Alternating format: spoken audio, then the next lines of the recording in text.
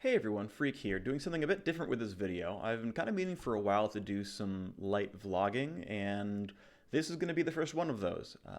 Full disclosure, this is really not gaming related at all. If you care about League of Legends, this is not about that. There's going to be examples, but this is not about gaming, really at all.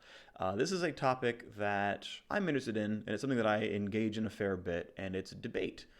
Debating people about things that are true or not true and trying to convince other people of your opinions. So the first thing I'm going to bring up, and by the way, I am not someone who's ever studied debate or anything, so I could be way off base with a lot of this, but this is how I view it right now. If you want to correct me, feel free to yell at me in the comments, that's fine. But in my mind, there's basically three things that can happen in a debate. Number one is nothing changes. You have your opinion, I have mine. We talk a whole bunch, and then nothing changes. That's an easy one. Number two is one or both of us change positions a little bit, and I convince you of my position, you convince me of yours. We meet somewhere in the middle. Who knows? But you could sort of convince the other person of the merits of your side of the debate. And the other one that I think is occasionally very surprising is there's a third outcome in the debate, because so much of our discourse as people is in public. It's on Twitter, it's on YouTube, it's on Reddit, it's on all kinds of different places. There's an audience to most things that we do. And so one thing to keep in mind anytime you are debating someone is you don't have to convince that person.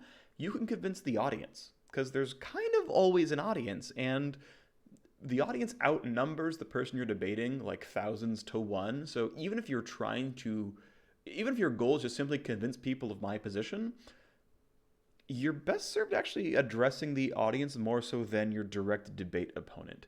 And I'm sure there's details here that I'm probably getting wrong or screwing up, and there's people who've actually done debate as a sport that know more than I do, but that seems to me that it lines up kind of well with the actual outcomes of what they could be. Now, even though I just said you can convince the audience of your side of things, I think that is completely the wrong way to approach debate. I think it's completely the wrong way to approach actually kind of like everything in life, which is convince people of my side. I think that is hugely the wrong way to go about things. I don't think your goal should ever be convince people that I'm right. Your goal should be learn the truth. Now, the truth might be what you already believe, and that's fine. That will happen. You're going to be right about stuff. Duh. But I think it's actually much, much, much, much, much more valuable to come into a topic where you believe something and someone else believes something differently and say, I want to know the right answer, not I want to convince you to be on my side. I think it's a really, really big deal. And there's a great device for that I came across fairly recently. And I love it a lot. I try to ask myself it, and then I try to think about how to ask other people that question. And it's, what would it take for you to change your mind? Anytime you're in a topic of contention, you're in some kind of discussion, some kind of debate, ask yourself, what would it take for me to change my mind? And you need to always have an answer to that question. If you don't, you are, I think, literally, by dictionary definition, unreasonable. Because if you can't be reasoned out of your position, you are literally unreasonable. And no one wants to be unreasonable. People consider being unreasonable a bad thing, and I would tend to agree. Reason should have an effect on you. And so ask yourself, what would it take for me to change my mind? What would it take for me to say, you know what? Forget what I was saying. You're absolutely right. And we know that not everyone works this way. This is the entire reason why, there's dozens of, what are they called? It's like ad hominem attacks, where instead of debating their point, you insult the person. Fallacies, logical fallacies, that's the one. There's all kinds of logical fallacies where it's like, no, you're just saying stupid stuff. You're using straw man arguments to defeat them in a debate, but that's not useful. You're doing that to be right, not learn anything. So anytime you find yourself engaging in that kind of stuff, where you're using weak man arguments or straw man arguments or all that kind of stuff, it's like you're not interested in learning. And that, I guess, can be fine, but it means you're being unreasonable. Another really good thing to do is if you're having a debate, debate their strongest points, right? Take a strongman argument, which is, okay, the biggest thing that you're arguing is this thing, and I will attack your core large tenets here, and if I can dismantle those, can I convince you, right? If you're so sure that like the right way to teach education is X, and I can actually attack that directly and unwind that, can I convince you of my position? And vice versa. You should be willing to say, hey, you know what? At the end of the day, I'm wrong about this. So I truly think it's very, very big. And the entire point of this video is because I wanted to throw out the adage, what would it take for me to change my opinion? And if you ask yourself of that anytime you're ever in a discussion or debate, I think you will be in a really good position to then learn what you really learn, or learn what you really want, and actually come out with a good solution. One other topic I wanted to bring up towards the end of this video is I do think there are positions that don't have an like direct yes, this is the answer. And I don't want to get into those because by definition, they're cans of worms where there is no like true, for sure, accurate, yes, 100%, there's only one eventual correct solution. It's things we've seen debated online. I'm sure you can come up with one or two where there's going to be positions that you can never convince people of. And I'm just not going to touch that. It's not the point of this video. We're not going to go there. What I do want to bring up is, hey, let's talk about something that I think you can come up to like an equitable solution on. Like, let's talk about, for example, the push to have more clean energy sources, right? Like solar power is getting way more popular, and you want to have a debate with someone about power sources. Yeah, what kind of electricity should this new city use? Should they use coal? Should they use natural gas? Should they use windmills, water? Like, that's, I think, one where you can come up with a pretty reasonable actual solution. And that's another topic that, not to like debate energy sources as much, but using that as a framework or a topic rather to talk about debate once again.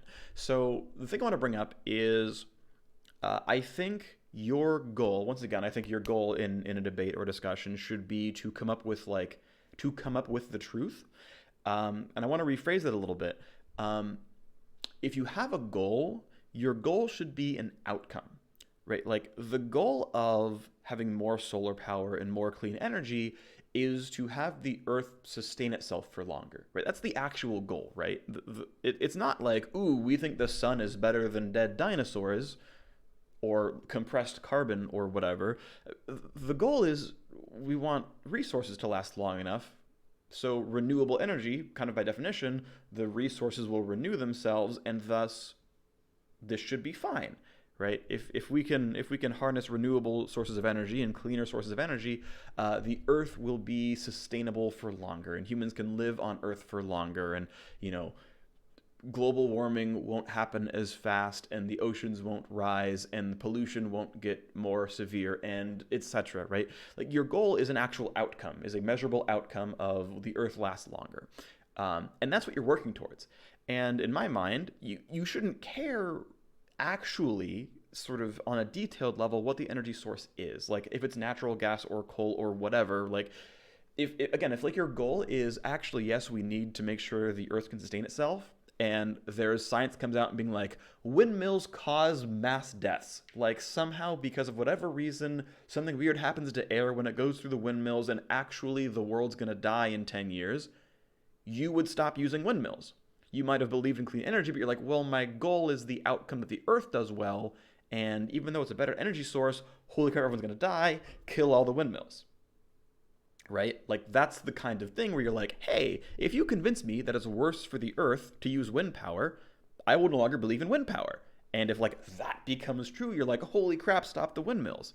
If something similarly cataclysmic would happen if we kept using hydroelectric dams for some reason, you'd be like, holy crap, stop the water. Not stop the water, but stop the hydropower. Right? Those are the kinds of things that, okay, way too extreme, absolutely. But hey, if there is a way to say actually burning fossil fuels is good for the environment, and there's actually an infinite supply that we just found, and it's cheaper and cleaner, and like somehow just everything got solved, right? anyone who's big on solar power should be like, actually, infinite oil reserves that somehow make the environment better is just the best source of energy now, right? And you should be willing to change your position. Now, I'm choosing very obviously extreme examples that I'm pretty sure are not true, but I wanted to use that to illustrate why debate should change, right? In a League of Legends example, it would be if you think, hey, I think that Talon is underpowered and you think Talon is overpowered. Well, what would it take to convince you that Talon is in fact a weak or strong champion based on your side of the argument? And if you say nothing will change my opinion, no matter what you say, I think Talon needs buffs, you're again being unreasonable. But if it's like, well, okay, show me him compared to other mid laners, or show me him compared to other assassins. Like, does he win more often, right? Is it in my hands to close out games? There's all kinds of things you can look at and say, hey, this would convince me that I'd be willing to change my opinion. And that's, I think, an important thing that, honestly, all of us should try to embody to a certain extent, is be willing to be wrong, be willing to listen, hear their arguments, find the strong parts of their arguments and say, hey, is that compelling, right? The very best part of your argument, is that a compelling argument to me? Do I believe that? Can I see where you're coming from? And if I still don't believe it, can I address that topic? Can I dismantle your strongest point? And that's, I think, the way you should generally engage in debate, to not only make sure that you're right, and if you're not right, to learn that you're right, and if you are right, convince the other person that you are right, and to convince an audience that you're being level-headed about this and that your points are strongest, and let's pull them onto your side. So that's something that I cared about, I wanted to talk about, I now have, and again, give me feedback. Was this interesting at all to you? Do you care at all? If not, that's fine. If it's not for you, but it's interesting, cool. Either way, let me know, and I'll see you very soon for the 8.13 rundown. Bye.